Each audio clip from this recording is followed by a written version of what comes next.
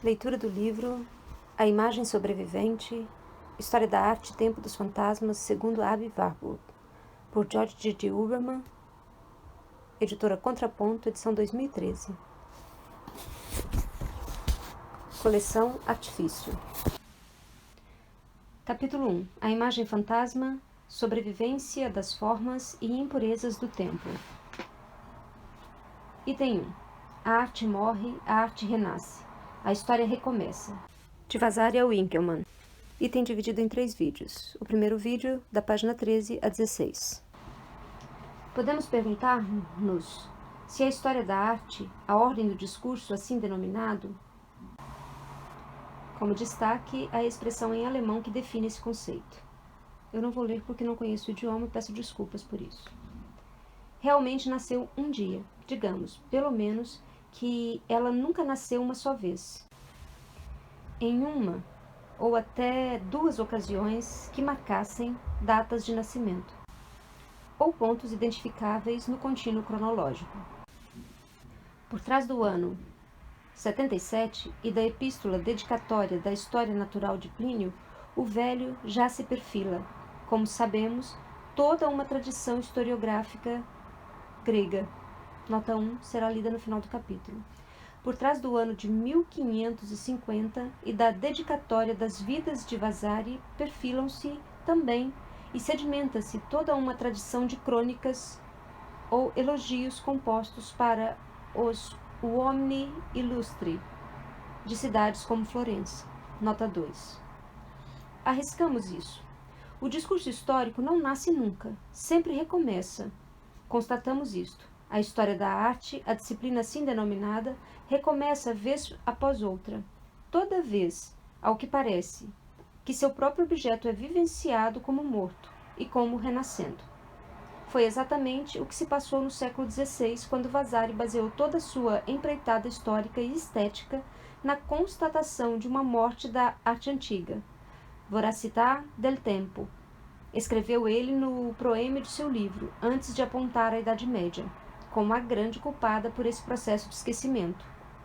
Mas, como sabemos, essa morte teria sido salva, milagrosamente redimida ou resgatada por um longo movimento de Rinascita, que, grosso modo, começou com Giotto e culminou com Michelangelo, reconhecido como grande gênio desse processo de rememoração ou ressurreição.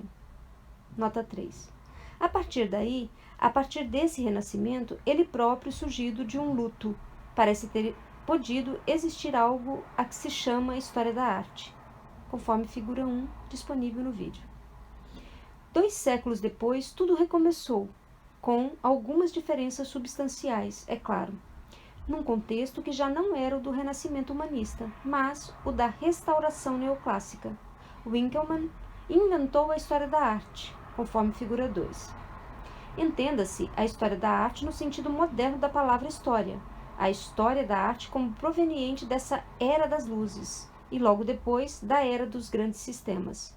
Em primeiro lugar, o hegelianismo e das ciências positivistas, em que Michel Foucault viu em ação dos princípios epistêmicos concomitantes o da analogia e o da sucessão, os fenômenos sistematicamente apreendidos conforme suas homologias, e estas, por conseguinte, interpretadas como as formas depositadas e fixas de uma sucessão que avança de analogia em analogia.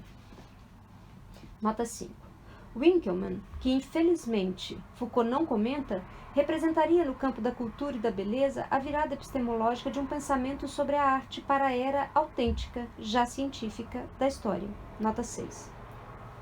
A história de que se trata já era moderna, já era científica, no sentido de ultrapassar a simples crônica de tipo pliniano ou vasariano.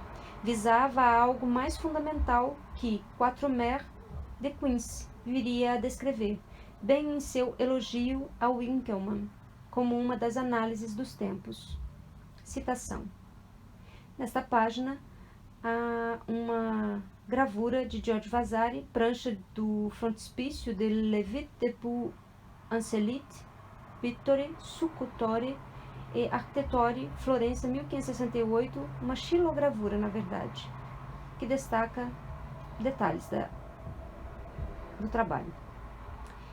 E na página 15, subsequente, uma segunda gravura de Johann Winkelmann, prancha do frontispício de Geschichte der Kunst de Altertums, segundo, Dresden, 1764. Perdoem a pronúncia. Citação. O douto Winkelmann foi o primeiro a trazer o verdadeiro espírito da observação para esse estudo. Foi o primeiro a se permitir decompor a antiguidade, analisar os tempos, os povos, as escolas, os estilos, as nuances de estilo. Foi o primeiro a desbravar os caminhos e fixar os marcos nessa terra incógnita. Foi o primeiro que, ao classificar as épocas, abordou a história dos monumentos, comparou os monumentos entre si e descobriu características seguras, princípios de crítica e um método que, retificando uma profusão de erros, preparou a descoberta de uma profusão de verdades. Regressando, enfim, da análise para a síntese, conseguiu formar um corpo com o que não passava de um amontoado de destroços. Nota 7. Fim da citação. A imagem é significativa. Enquanto os amontoados de destroços continuavam a se espalhar pelos solos e subsolos da Itália e da Grécia, Winkelmann, em 1764, publicou um livro, Sua Grande História da Arte entre os Antigos, que, segundo a expressão de Quatremère, formou um corpo com esse material disperso. Um corpo, uma reunião orgânica de objetos cuja anatomia e fisiologia seriam como que a reunião dos estilos artísticos e sua lei biológica de funcionamento, ou seja, de evolução. E também um corpus de conhecimentos, um organum de princípios, ou até um corpo de doutrina. Winkelmann teria inventado a história da arte, começando por construir para ela, para além da simples curiosidade dos antiquários, algo como um método histórico. Nota 8. Desse ponto em diante, o historiador da arte já não se contentou em colecionar e admirar seus objetos, como escreveu Quatremère. Ele analisou e decompôs, exerceu seu espírito de observação e de crítica, classificou, aproximou e comparou. Voltou da análise para a síntese, entre aspas, a fim de descobrir as características seguras, entre aspas, que dariam a qualquer analogia sua lei de sucessão. Foi assim que a história da arte se constituiu como corpo, entre aspas, como saber metódico e como uma verdadeira análise dos tempos, entre aspas. A maioria dos comentaristas mostrou-se sensível ao aspecto metódico ou doutrinal dessa constituição. Winkelmann fundou uma história da arte menos pelo que descobriu do que pelo que construiu. É insuficiente fazer com que se sucedam o Winkelmann crítico estético das reflexões sobre a imitação das obras gregas e o Winkelmann historiador da história da arte entre os antigos. Nota 9. Não há dúvida de que a crise estética do iluminismo entrou em ação, até na maneira como ele teve de recolher seu material arqueológico de base. Nota 10. Nas exegeses dessa obra, também sentimos certo incômodo teórico ligado à figura extraordinária ou contraditória, melhor dizendo, que representaria por um lado o fundador de uma história e por outro o zelador de uma doutrina estética. Não convém dizer apenas que essa contradição é só aparente. É preciso dizer que ela é constitutiva, como bem mostrou Alex Potts.